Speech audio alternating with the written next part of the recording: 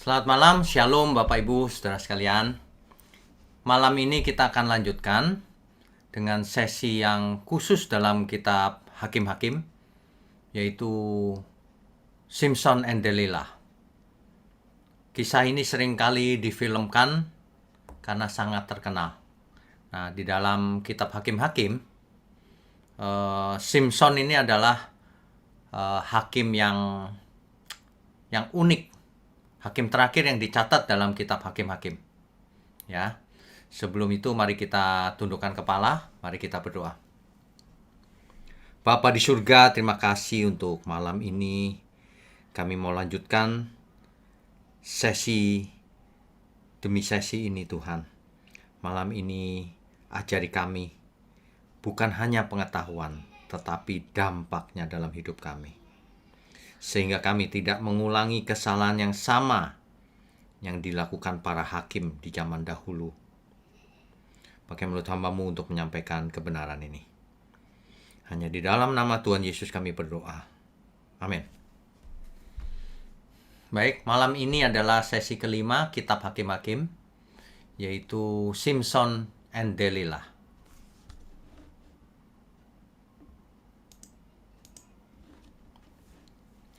Di dalam Hakim-Hakim pembacaan kita lanjutkan pasal 12, ayat 8 sampai 15. Di situ ditulis setelah masanya Yefta, bangkit hakim-hakim yang lain. Ebzan dari Bethlehem, Elon orang Zebulon, dan Abdon bin Hillel. Ketiga hakim ini dibahas sangat singkat, hanya beberapa baris tulisannya, beberapa ayat saja. Kita lanjutkan ya. Ya. Dimulai dengan hakim-hakim pasalnya yang ke-13. Ayatnya yang pertama, yaitu dengan lahirnya Simpson. Setelah Gideon mati, orang Israel melakukan apa yang jahat di mata Tuhan. Ini ilustrasinya nih. Orang Israel mulai menyembah dewa-dewa Kanaan dan dewi Kanaan. Kesalahan yang berulang terus meskipun tidak dilakukan oleh orang yang sama. Ini tentu generasinya generasi yang lain lagi ya. Pada waktu itu ada seorang dari Zora, dari keturunan orang Dan, namanya Manoah. Istrinya mandul, jadi tidak punya anak. Nah, Zorah itu tempatnya di sini, Bapak Ibu sekalian. Ada laut mati, di sebelah kirinya ini Zorah. Manoah tinggal di sini bersama istrinya, dan istrinya mandul, tidak punya anak. Sedangkan yang daerah area warnanya coklat ini daerah Filistin. Kalau zaman sekarang itu Gaza, teritori dan seterusnya tuh. Di situ, ya. Oke, kita lanjutkan dulu. Ya. Dan malaikat Tuhan, Bapak Ibu yang rajin mengikuti sesi demi sesi, tahu yang dimaksud malaikat Tuhan di sini siapa? Yaitu Kristofani ya. Menampakkan diri kepada perempuan istrinya Manoah yang mandul tadi dan berfirman, "Memang kau mandul, tidak punya anak, tetapi engkau akan mengandung dan melahirkan seorang anak laki-laki. Dan sebab itu peliharalah dirimu, jangan minum anggur atau minuman yang memabukkan, dan jangan makanan sesuatu yang haram." Sebenarnya kalau kita mendengar kalimat ini, nggak boleh minum anggur, sesuatu yang memabukkan, dan jangan makan yang haram, kita tahu ini sebenarnya arahnya kemana. Arahnya anak yang lahir ini nanti akan menjadi seorang Nasir, Nasir Allah. Apa itu Nasir? Nanti kita bahas ya. Ayat 5-nya. Sebab engkau akan mengandung dan melahirkan seorang anak laki-laki. Kepalanya tak akan kena pisau cukur. Sebab sejak dari kandungan ibunya, anaknya itu akan menjadi seorang Nasir Allah. Dan dengan dia akan mulai penyelamatan orang Israel dari tangan orang Filistin. Rupanya di zaman itu Israel dijajah oleh Filistin. Ditindas oleh Filistin. Sehingga Tuhan membangkitkan seorang hakim, seorang Nasir Allah. Ya. Oke, kita lanjutkan.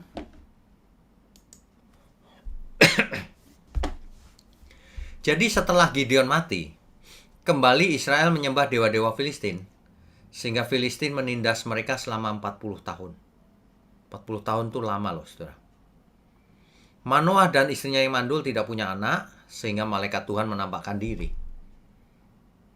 Dan kau akan punya anak laki-laki, seorang Nasir Allah. Ialah yang akan menyelamatkan Israel dari tangan Filistin. Oke, kita lanjutkan. Yang dimaksud dengan Nasir Allah adalah seseorang yang hidup hanya bagi Tuhan. Harus mengikuti aturan Taurat tentang seorang Nasir. Jadi Bapak Ibu Saudara bisa baca di Bilangan pasal 6 ayat 1 sampai 21 apa saja yang harus dilakukan. Ya, seorang Nasir tidak boleh mencukur rambutnya, tidak minum anggur atau minuman yang memabukkan, dan tidak menyentuh mayat, dan juga harus menuruti hukum halal haram di kitab Imamat pasal 11. Harus hidup kudus pendeknya. Contoh lain seorang Nasir Allah itu contohnya nanti Samuel. Di sesi-sesi mendatang pasti kita bahas tuh. Dan Yohanes Pembaptis. Nasir Allah harus hidup kudus. Coba kita pikirkan zaman sekarang apakah kita hidup sebagai Nasir Allah atau tidak. Ya, nanti kita renungkan.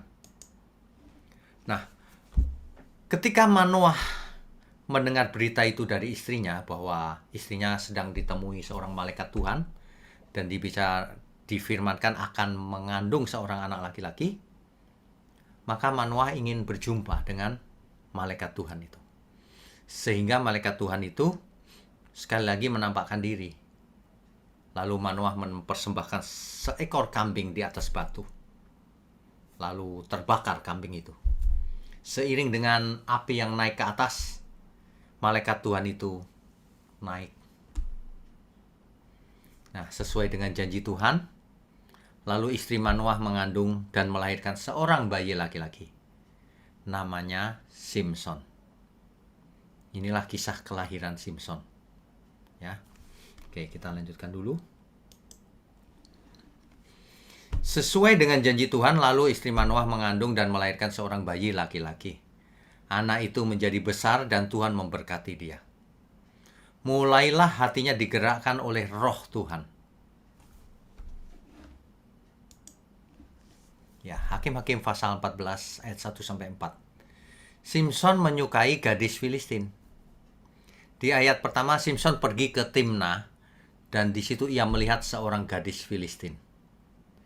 Ia pulang dan memberitahukan kepada ayahnya dan ibunya. Di Timna aku melihat seorang gadis Filistin, tolong ambillah dia menjadi istriku. Ini kesalahan pertama daripada Simson. Ia jatuh cinta kepada gadis Filistin. Tetapi ayahnya dan ibunya berkata kepadanya, tidak adakah di antara anak-anak perempuan sanak saudaramu atau di antara seluruh bangsa kita seorang perempuan, sehingga kau pergi mengambil orang Filistin sebagai istrimu? Orang-orang yang tidak bersunat itu, maksudnya orang-orang kafir. Tetapi jawab Simson kepada ayahnya, ambillah dia bagiku, sebab dia kusukai.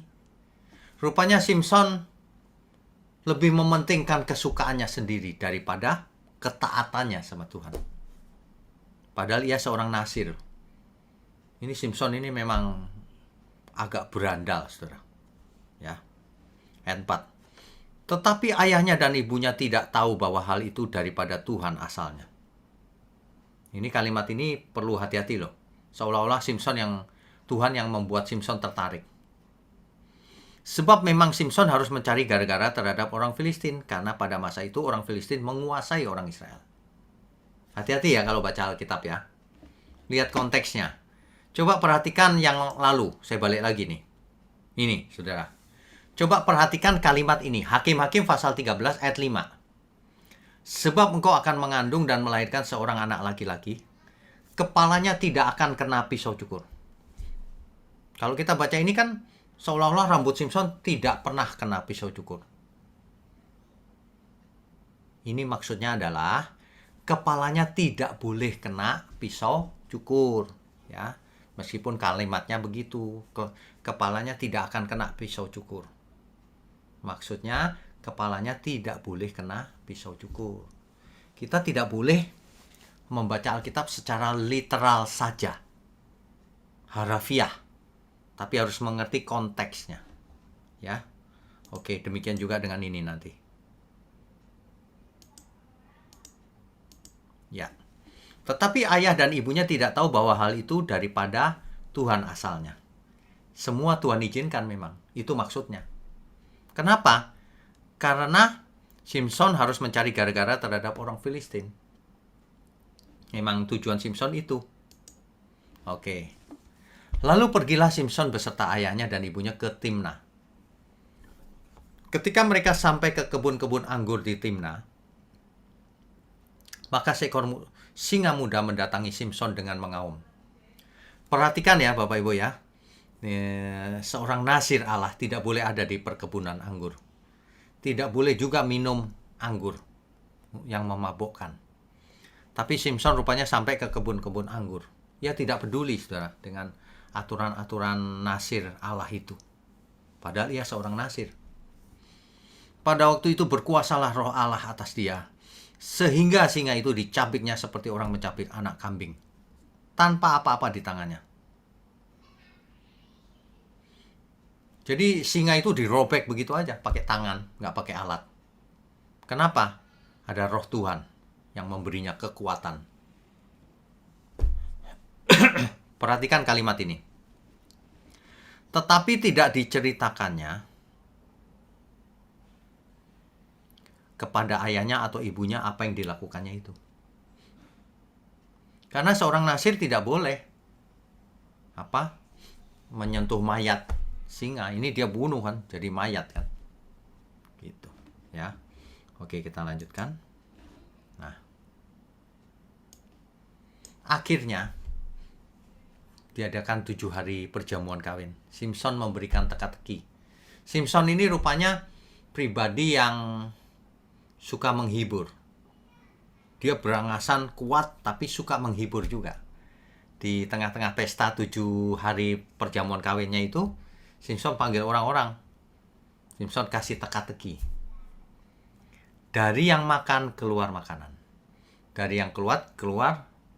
Dari yang kuat keluar manisan. Apa itu? Tentu saja orang-orang tidak tahu jawabannya apa.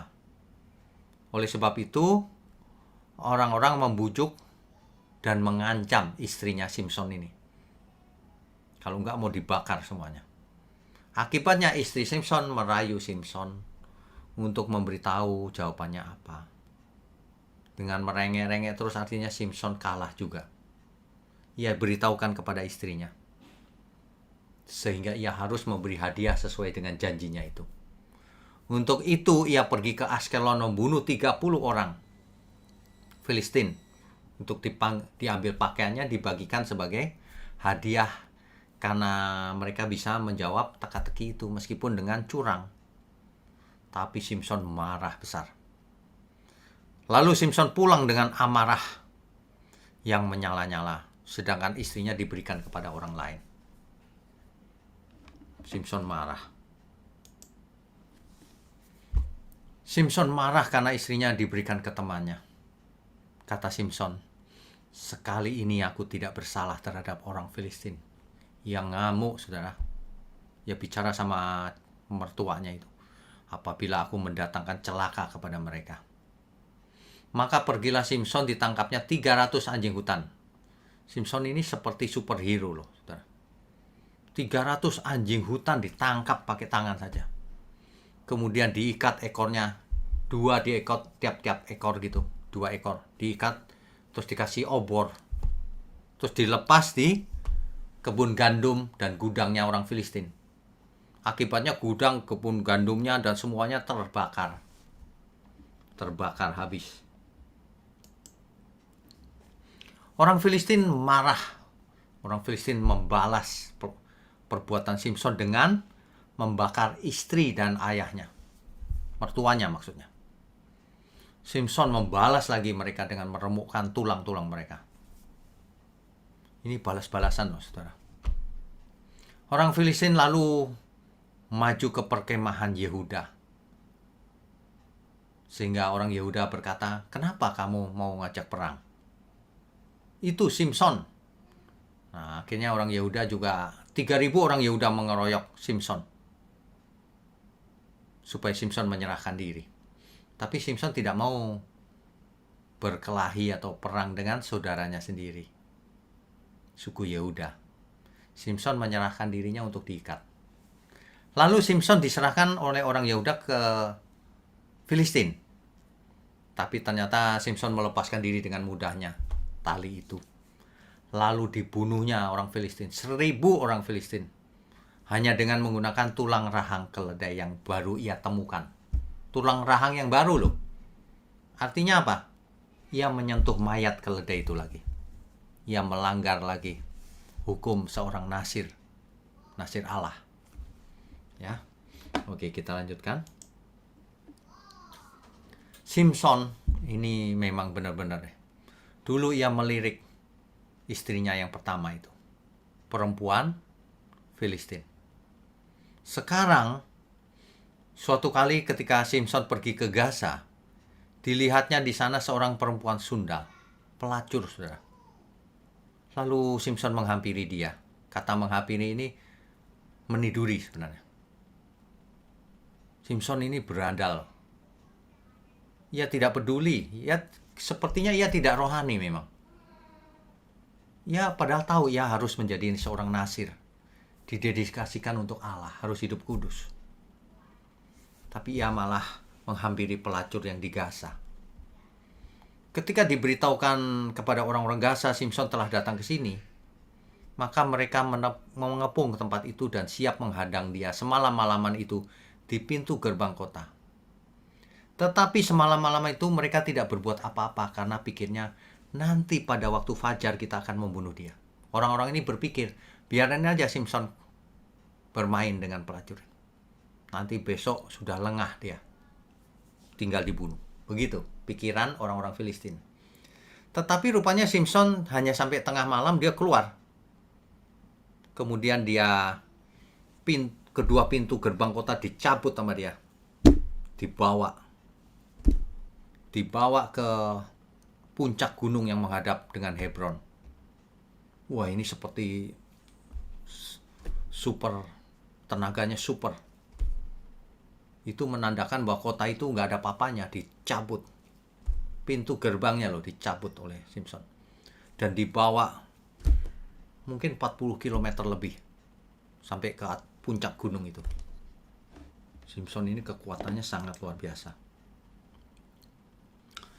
Nah, setelah itu wanita yang ketiga, sesudah itu Simpson jatuh cinta kepada seorang perempuan dari lembah Sorek yang namanya Delilah. Lalu datanglah raja-raja kota orang Filistin kepada perempuan itu sambil berkata, cobalah bujuk dia untuk mengetahui karena apakah kekuatannya demikian besar. Orang Filistin menggunakan Delilah untuk mencari tahu kekuatannya berasal dari mana, kelemahannya apa gitu. Nah, dengan apa kami dapat mengalahkan dia? Delilah dijanjikan upah 1.100 uang perak. Ya. Kemudian singkatnya begini, Bapak Ibu Saudara bisa baca di Hakim-Hakim pasal 16 ayat 6 sampai 21. Singkatnya begini, Delilah membujuk-bujuk Simpson agar memberitahukan kelemahannya. Simpson cerita, tapi Simpson berbohong sama Delilah 3 kali. Akhirnya Delilah berkata, katanya kamu cinta aku, kenapa kamu bohongi aku? Ini sebenarnya agak aneh. Simpson ini kok seperti orang bodoh gitu ya. Dia diakali sekali, diikat, lalu dipanggilkan orang Filistin sama Delilah. Kan ketahuan Delilah itu berkhianat. Kok Simpson nurut terus ya? Simpson ini memang apa ya, hawa nafsu seksnya tuh sangat besar, sehingga dia carinya perempuan Filistin, pelacur di Gaza juga. Sekarang Delilah, Waduh, ini yang menyebabkan ia jatuh nantinya, ya. Tapi akhirnya Simpson mengalah juga dengan Delila, yang menceritakan bahwa ia adalah nasir Allah yang tidak boleh dicukur rambutnya. Akibatnya fatal. Kekuatannya hilang ketika dicukur rambutnya ketika ia tidur di pangkuan Delila. Ya. Sayang sekali ya. Oke. Ini gambar Simpson sudah botak, Saudara. Waktu tidur dicukur. Ini jadi gambarnya dalam berbagai versi.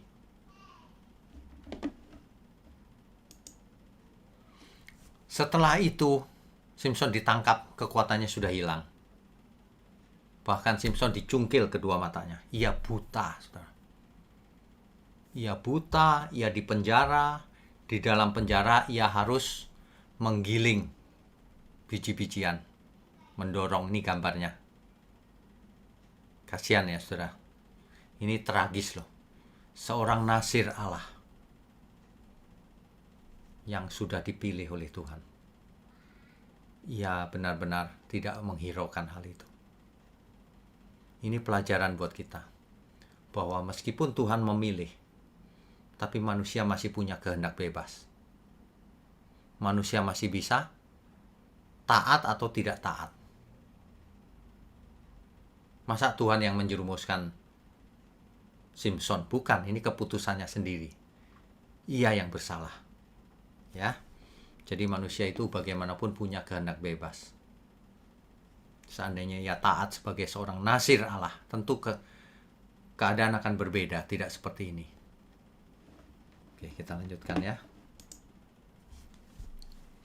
Saat-saat akhir dari hidup Simpson, ia menggiling di penjara. Di sebelah kanan ini ada 5 kota orang Filistin. Saudara, yang coklat ini adalah daerahnya Filistin. Di dalam sini ada kota Gaza, Askelon, Gad, Ekron, Asdod. Jadi 5 kota ini masing-masing ada kepalanya atau rajanya. Ya. Petanya jelas ya, di sebelah kanannya ada Laut Mati, ada Hebron, di atas ada Jericho. Oke, kita lanjutkan. Tetapi dengan berjalannya waktu, rambutnya mulai tumbuh lagi, Saudara. Ini yang tidak diperkirakan oleh orang Filistin. Orang Filistin merasa sudah menang, dia lupa bahwa rambutnya bisa tumbuh lagi. Hakim-Hakim 16 ayat 22. Tetapi rambutnya mulai tumbuh lagi. Di Hakim-Hakim pasal 16 ayat 23 sampai 25, di situ dikisahkan berkumpullah raja-raja kota orang Filistin, 5 kota tadi ya, Saudara, untuk mengadakan perayaan korban sembelihan yang besar kepada Dagon, dewa Dagon. Rupanya perayaan korban sembelihan ini ada di kuil dewa Dagon, allahnya orang Filistin. Dan untuk bersukaria, kata mereka, telah diserahkan oleh Allah kita, yaitu Dagon tadi, ke dalam tangan kita Simpson, musuh kita. Dan ketika orang banyak melihat Simpson, mereka memuji Allah mereka sambil berseru, telah diserahkan oleh Allah kita ke dalam tangan kita, musuh kita, perusak tanah kita dan yang membunuh banyak teman kita. Simpson diseret, Saudara, masuk ke kuil Dagon untuk menjadi olok-olokan bagi orang-orang Filistin dan yang semua rajanya hadir, 5 kota tadi. Ketika hati mereka riang gembira, berkatalah mereka, panggillah Simpson untuk melawak bagi kita. Simpson dipanggil dari penjara, lalu ia melawak di depan mereka. Kemudian mereka menyuruh dia berdiri di antara tiang-tiang. Rupanya Simpson ini bisa menghibur juga, makanya disuruh melawak oleh orang-orang Filistin. Ya. Oke, kita lanjutkan.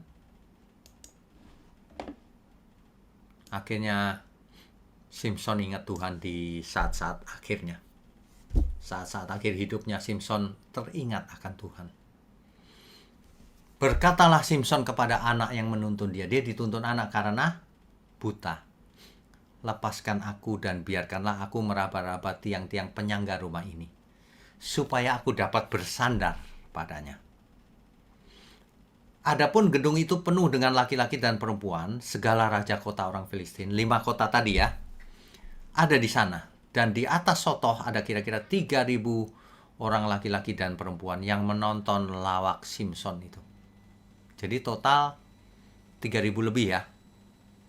Berserulah Simson kepada Tuhan. Ia ingat Tuhan sekarang di saat-saat akhir. Katanya, ya Tuhan Allah. Ingat ya Bapak Ibu, Allahnya ini huruf besar semua. Ini dalam teks aslinya adalah, ya Tuhan itu Adonai.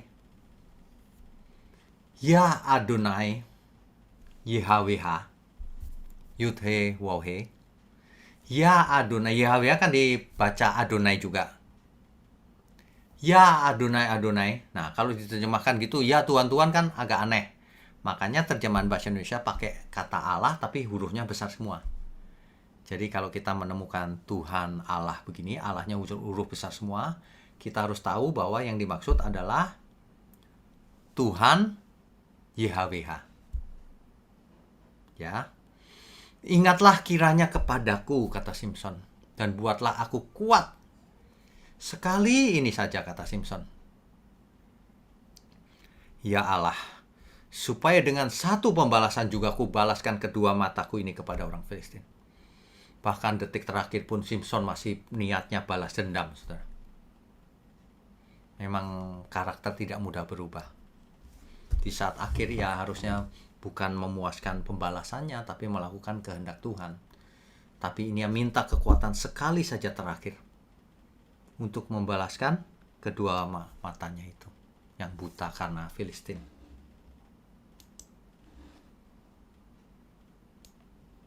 Akhirnya Simson berkata demikian. Berkatalah Simson, biarlah kiranya aku mati bersama-sama orang Filistin ini. Lalu Simson membungkuklah ia sekuat-kuatnya. Maka rubuhlah rumah itu menimpa raja-raja kota itu dan seluruh orang banyak yang ada di dalamnya. Dicatat di Alkitab, yang mati dibunuhnya pada waktu matinya itu lebih banyak daripada yang dibunuhnya pada waktu hidupnya. Karena semua lagi ngumpul di situ, saudara. 3.000 lebih. Mati semuanya. Oke, kita lanjutkan. Jadi Simson mati bersama kira-kira 3.000 orang Filistin, lebih dari 3.000, termasuk segala raja orang Filistin. Di kuil Dagon itu yang letaknya di Giza, di Gaza, ya. Simson memerintah sebagai hakim bagi Israel 20 tahun lamanya. Ini gambarnya, saudara. Ilustrasi tiang utama dari kuil Dagon, 2 tiang itu dipatahkan, dirubuhkan oleh Simson. Hari ini ditemukan beberapa kuil orang Filistin. Ternyata memang arsitekturnya begitu. Ada 2 tiang penyangga. Dan itu sesuai dengan kuilnya Dagon yang dirubuhkan oleh Simson. Catatan, saudara. Kalau kita membaca Alkitab, harus mendapatkan hikmatnya, kalau enggak percuma. Oke, catatannya begini tentang Simson. Simson adalah hakim dan pahlawan yang sangat berbeda dengan hakim yang lain. Simson ini seperti seorang superhero, memiliki kekuatan supernatural. Jadi seperti Superman gitu. Menghadapi orang Filistin sendirian. Ia pernah membunuh 1.000 orang Filistin seorang diri hanya dengan tulang rahang keledai. Kalau nggak superhero nggak bisa itu. Tenaganya super, ya. Tapi ia penuh nafsu dengan wanita dan juga penuh nafsu balas dendam. Ia kurang tertarik dengan hal-hal rohani. meskipun ia bergantung pada Tuhan dalam beberapa situasi. Padahal ia sudah dipilih menjadi seorang nasir Allah sejak lahir. Nafsu Simpson akan wanita itulah yang mencelakakan dia. Ia tidak peduli dengan nasihat orang tuanya agar mencari istri dari kaumnya sendiri, bukan dari perempuan Filistin. Selama hidupnya ada 3 wanita yang minimal tercatat di Alkitab. Yang pertama, istrinya orang Filistin itu, yang akhirnya dibakar orang Filistin bersama ayahnya, yaitu mertua Simpson. Yang kedua, pelacur di Gaza. Yang ketiga, Delilah. Nah, yang terakhir inilah yaitu Delilah yang mencelakakan akhirnya, yang membuat ia buta dan kehilangan kekuatannya. Sampai akhirnya ia merubuhkan 2 tiang kuil Dagon itu dan semuanya mati bersama. Selama hidupnya ia telah membunuh 30 orang di Askelon untuk diambil jubahnya. 1.000 orang Filistin hanya dengan tulang rahang keledai. Dan lebih dari 3.000 orang Filistin di kuil Dagon di Gaza. Termasuk raja-rajanya semua dari 5 kota Filistin. Ya. Hikmat apa yang kita bisa ambil dari kisah ini? Yang pertama, kita coba renungkan baik-baik begini. Seharusnya sebagai seorang nasir Allah, ia tahu dan melaksanakan hukum mengenai kenasiran. Yang di Bilangan 6 ayat 1-21 itu. Ia harusnya tahu. Karena dari kecil ia dipilih kan? Artinya ia harus dikhususkan bagi Tuhan. Ayat 2 jelas tuh, seorang nasir itu dikhususkan bagi Tuhan. Dengan hidup kudus tentunya. Ayat 8-nya. Ya. Tetapi Simpson malah memuaskan hawa nafsunya sendiri dengan mengawini wanita Filistin, menggauli seorang pelacur Filistin, dan akhirnya tergila-gila dengan Delilah, sehingga membawanya kepada kematiannya. Ia malah memberitahukan kelemahannya kepada Delilah. Padahal seorang nasir gak boleh dicukur, malah diceritakan ke Delilah, sehingga rambutnya dicukur sewaktu ia tidur. Ya. Beberapa kali Simpson melanggar larangan seorang nasir. Di Timna ia ke kebun anggur, dan kemungkinan minum anggur juga. Pada waktu perjamuan nikah, ia juga makan madu dari bangkai singa, padahal seorang nasir tidak boleh menyentuh bangkai binatang. Ini malah makan dari bangkai itu. Malahan lebih diberikannya kepada ayah ibunya. Meskipun ia tidak cerita itu dari mana. Ia juga menggunakan tulang rahang keledai yang masih baru, artinya dari mayat keledai itu, untuk membunuh 1.000 orang Filistin. Dan akhirnya ia dicukur rambutnya karena kesalahannya juga. Kenapa ia kasih tahu Delilah? Di saat akhir hayatnya pun Simpson memiliki motif balas dendam pribadi. Akhirnya Simpson mati. Tragis. Ini sebenarnya kisah yang tragis loh. Seorang hakim Israel, yaitu seorang nasir Allah. Kisahnya mengenaskan. Ya. Oke, kita lanjutkan. Ya.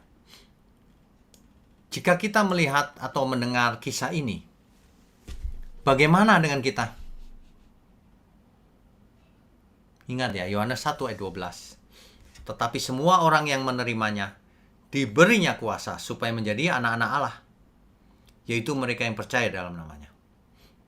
Kita lebih daripada Simpson, saudara.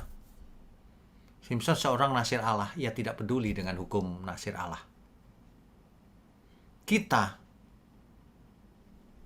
yang menerima Tuhan Yesus diberi kuasa supaya menjadi anak-anak Allah, bayangkan. Jika Simpson selama hidupnya harus didedikasikan kepada Tuhan, tetapi ia melanggar kenasirannya, bagaimana dengan kita yang ditargetkan menjadi anak-anak Allah? Kita kalau belajar harus begitu. Jangan cuma tahu. Lalu apa efeknya buat kita? Kalau kita tahu Simpson begitu lalu tragis. Akhir hidupnya tragis. Lalu bagaimana dengan kita? Padahal kita disetting jauh lebih hebat dari itu.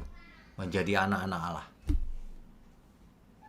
Yang memiliki pikiran dan perasaan Kristus. Settingnya seperti itu. Kalau Simpson berani melanggar, bagaimana dengan kita?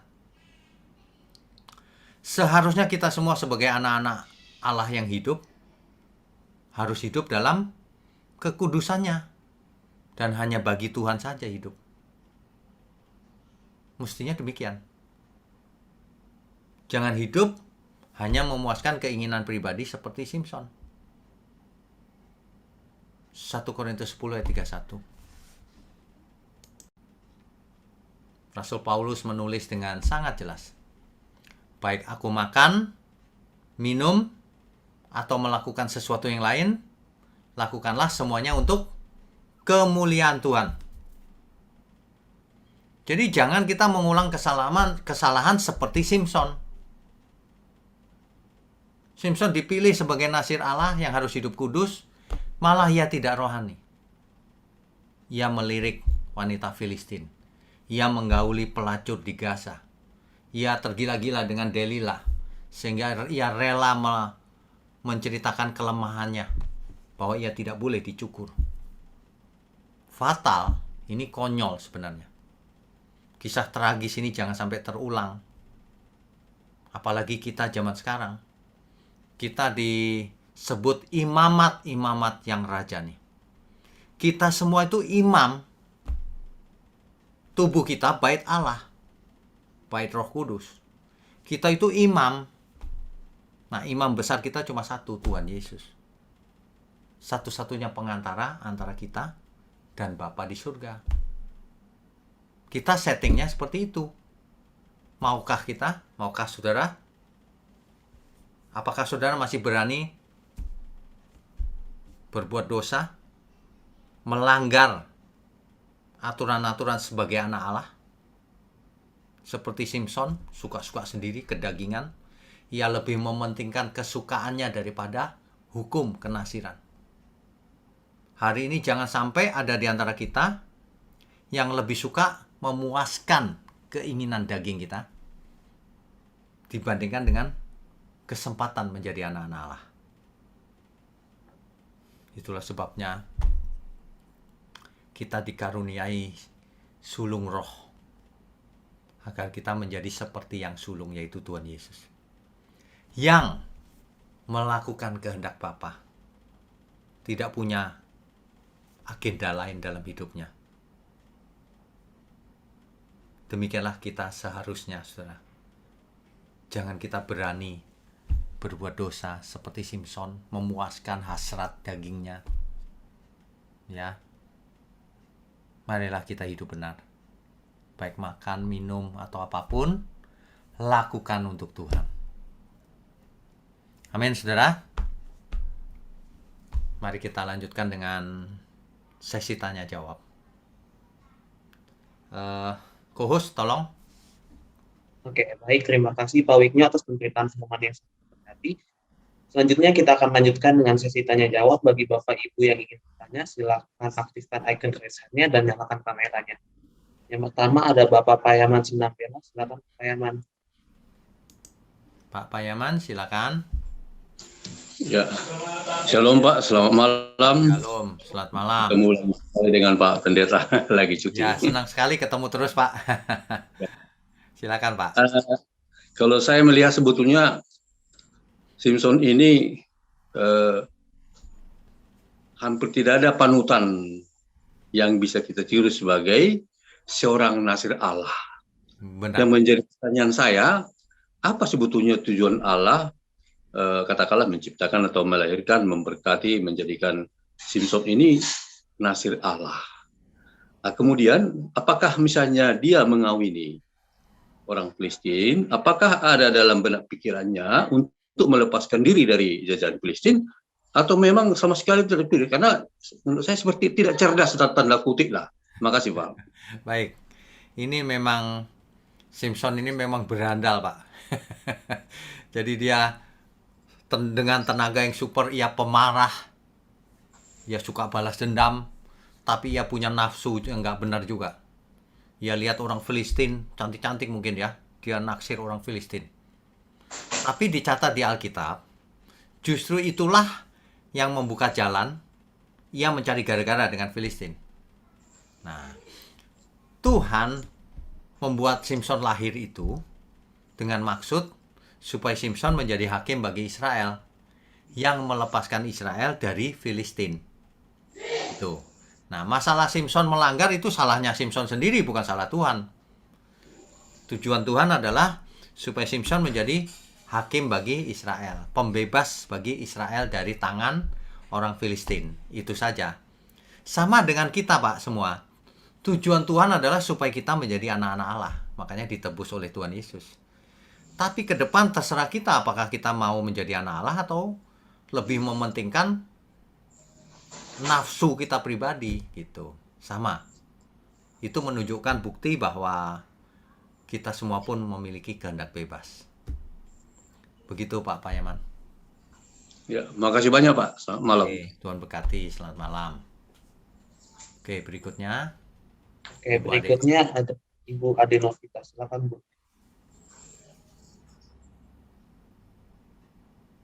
Di unmute dulu, Bu. Ya. Selamat malam, Pak. Saya mau menanyakan dari bilangan 6, Pak. Kalau di sini dikatakan Tuhan berfirman kepada Musa, berbicaralah kepada orang Israel dan katakanlah kepada mereka, apabila seseorang laki-laki atau perempuan mengucapkan nazar khusus, yakni nazar orang Nasir untuk mengkhususkan dirinya bagi Tuhan. Berarti menjadi Nasir itu juga bisa dari keputusan kita pribadi ya Pak? Bisa bersumpah, ya. Betul. Kalau seorang Nasir. Tapi bisa juga Tuhan yang pilih, seperti Simson itu. Kalau Tuhan yang pilih pun, yang dipilih harus bersumpah menjadi seorang Nasir. Gitu. Intinya adalah harus hidup bagi Tuhan, khusus bagi Tuhan gitu. Ya, Pak. Terima kasih Pak. Ya, karena Nasir itu artinya dipisahkan atau dikhususkan. Gitu. Oke, Tuhan berkati. Berikutnya. Oke. Selanjutnya ada Bapak Jo Aldri. Silakan Pak. Pak Jo, silakan. Shalom Pak Wiknyo. Shalom. Pak Wiknyo, ini kita lagi bicarakan bad boy-nya hakim-hakim ya. Ya, betul. Simpson, bad Ini boy. the worst, Pak. The worst ya. Emang kompas moralnya itu kan Simpson ini lumayan buruk juga Pak ya, sebagai Ya. Nasir ya, kalau Ya. kita lihat. Tapi pertanyaan Ini saya... Nasir loh, bukan orang biasa loh. Betul, Nasir ya. Itu, waduh. Tapi punya kompas moral yang justru lebih daripada orang biasa. Ya, Beloknya gitu ya. Pertanyaan saya sih, pertanyaan yang pertama ada 2 pertanyaan nih Pak sebetulnya. Pertanyaan pertamanya itu kurang lebih sama dengan Pak Sinambela ya. Tadi sudah dijawab. Apakah ini semata-mata karena memang kompas moral yang buruk atau memang ada rencana Tuhan di dalam kondisi itu? Karena kan melahirkan begitu banyak tragedi. Istrinya dibakar, mertuanya dibakar gitu. Dia melewati begitu banyak tragedi ya. Ya. Meskipun di akhir cerita yang dia bunuh 3.000 orang itu pada saat dia buta malah lebih banyak daripada pada saat dia sehat. Ya. Sebelum dia ditahan gitu ya Pak. Betul. Itu pertanyaan pertamanya begitu. Jadi Bapak tadi sudah jawab ya Pak, Ya. bahwa disitulah kehendak bebas. Ya. Pertanyaan keduanya begini Pak, soal Delila nih Pak. Ya. Dia itu ada asumsi yang bilang dia seorang prostitut, seorang pelacur, perempuan sundal. Gitu. Ada lagi yang mungkin dia kayak semacam ada lagi pendapat yang bilang dia tuh perempuan yang cerdas justru, penuh strategi gitu kan, penuh strategi. Bahkan dibilang dia tuh bisa dibilang dia antitesis dari Yael, istrinya Heber yang menyebabkan kehancuran Sisera waktu itu. Ya. Gitu. Ada yang bilang dia antitesisnya gitu kan.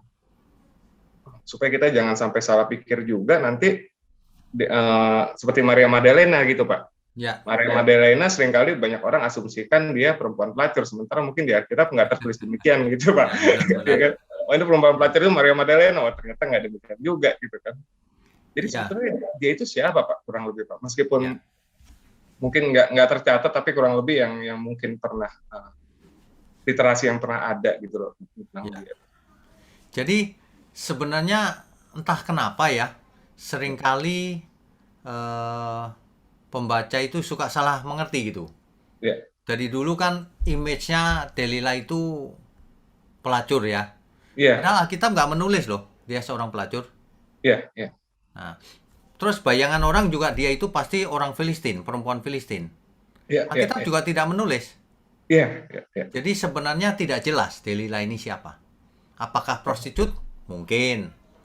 Apakah Filistin juga? Ya mungkin juga. Iya Tapi juga. Alkitab nggak mencatat.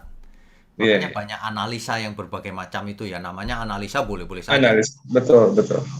Tapi Alkitab tidak mencatat, Pak. Alkitab tidak mencatat, Pak ya. Nggak mencatat. Iya. Jadi setidaknya Delila hadir sebagai perempuan yang punya strategi. Ya. Jadi jangan pernah kita sepelekan peran perempuan ya Pak ya. Nah, Mereka justru bisa lebih kuat di dalam strategi ya. justru orang-orang kuat tuh jatuhnya karena perempuan kebanyakan. Betul, betul, Adam jatuhnya karena Hawa. Iya. Simpson Delila.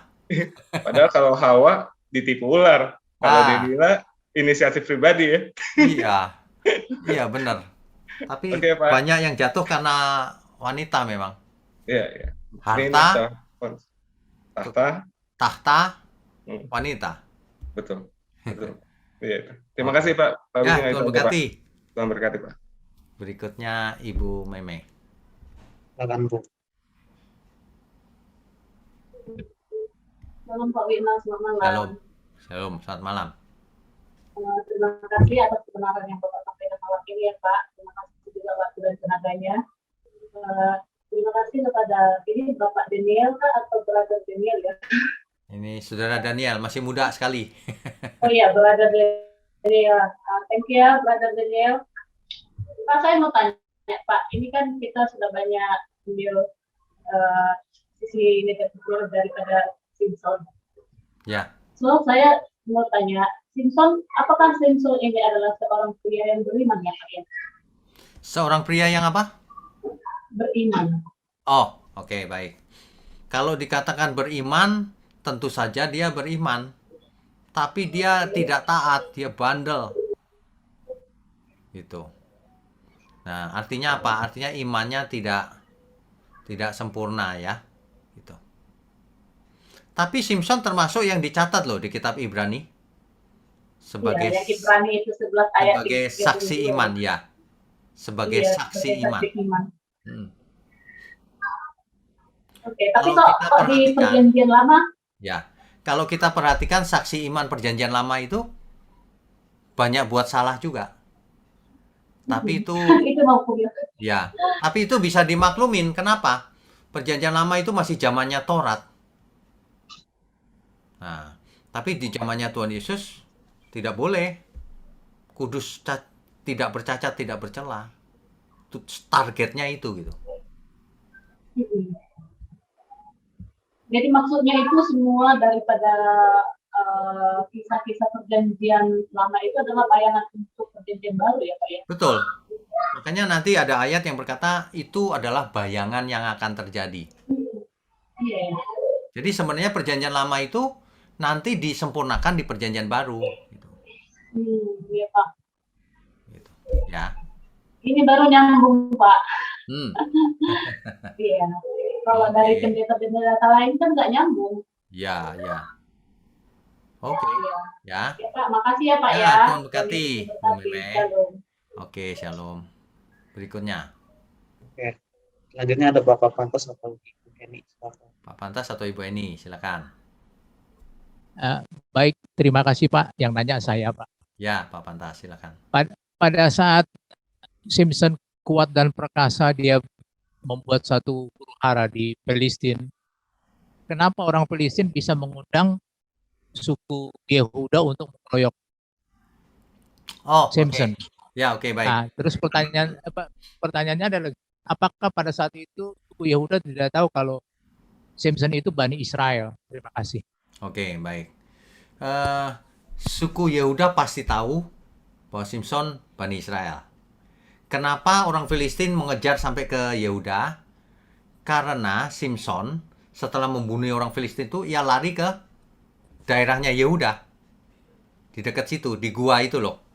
Gua apa Iya, itu? Pak. Nah, itu di situ. Jadi dikejar ke sana, ketemu orang Yehuda, orang-orang Yehuda.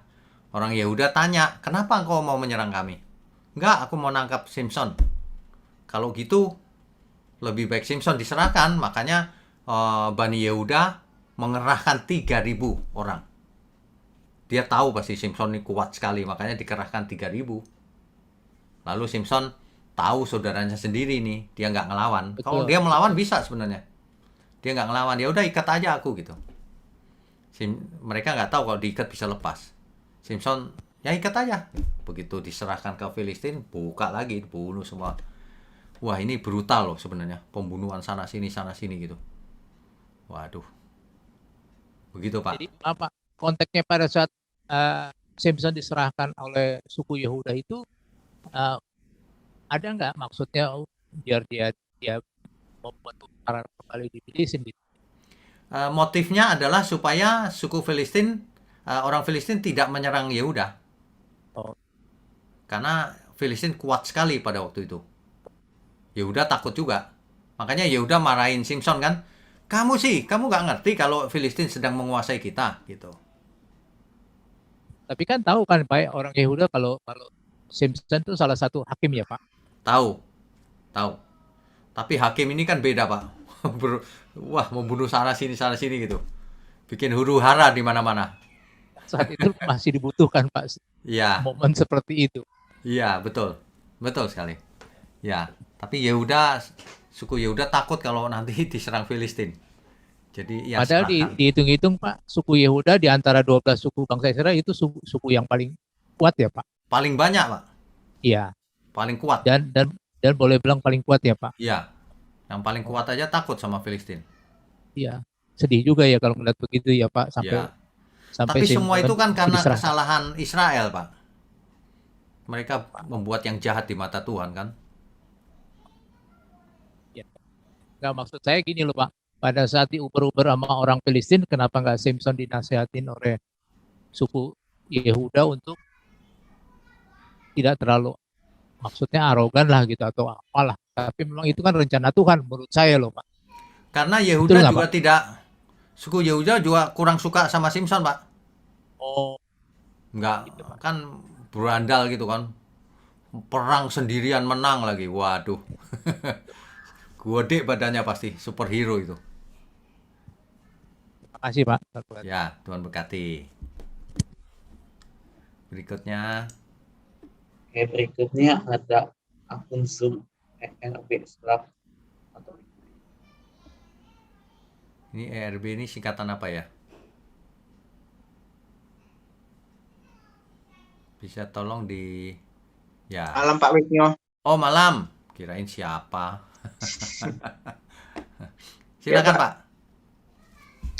Jadi saya mau tanya Pak, itu suku Filistin itu sama nggak Pak dengan suku Palestina sekarang? Karena kalau lihat dari suku Palestina sekarang itu merujuknya ke orang Arab Pak, gitu. Ya. Orang-orang Arab itu kan orang-orang apa itu? Orang di Alkitab juga dicatatkan gitu ya. Ya. Nah, apakah sama Pak suku-sukunya?